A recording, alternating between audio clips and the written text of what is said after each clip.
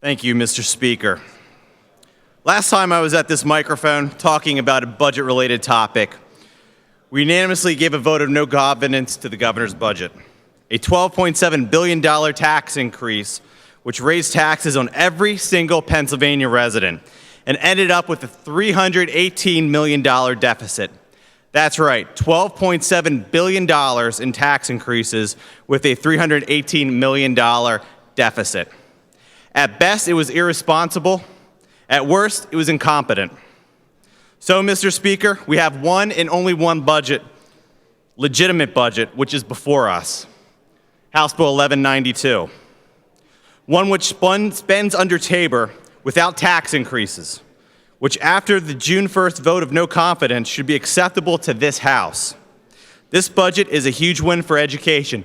$100 million in the basic education funding distributed through the new fair and equitable funding formula.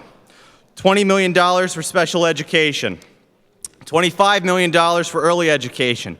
$5 million for EITC.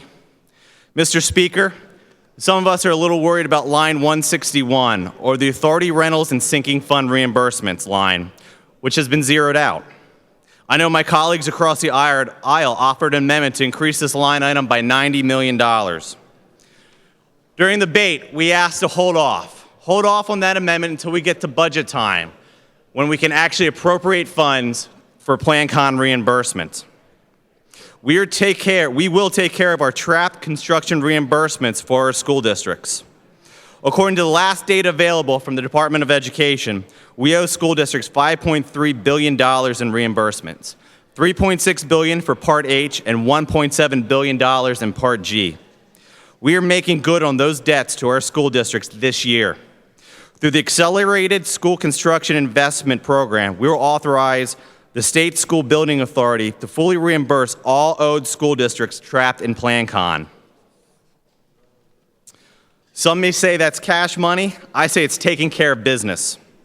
$5.3 billion is going to our school districts, guaranteed.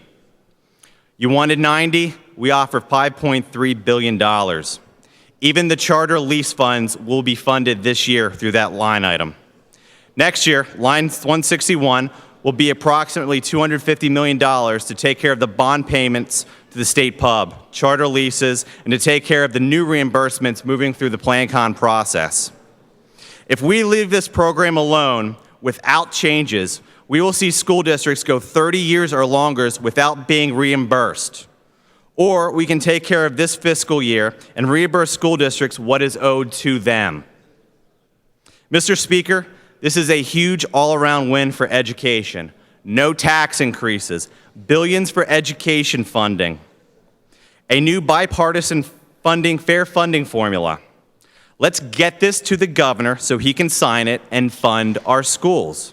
After all, this budget is schools that teach, government that is working, and jobs that will pay without massive tax increases on behalf of the taxpayers across this Commonwealth. Mr. Speaker, let's vote in the affirmative for House Bill 1192 and show responsible fiscal management that our taxpayers expect from us while funding the priorities they demand from us. Thank you, Mr. Speaker.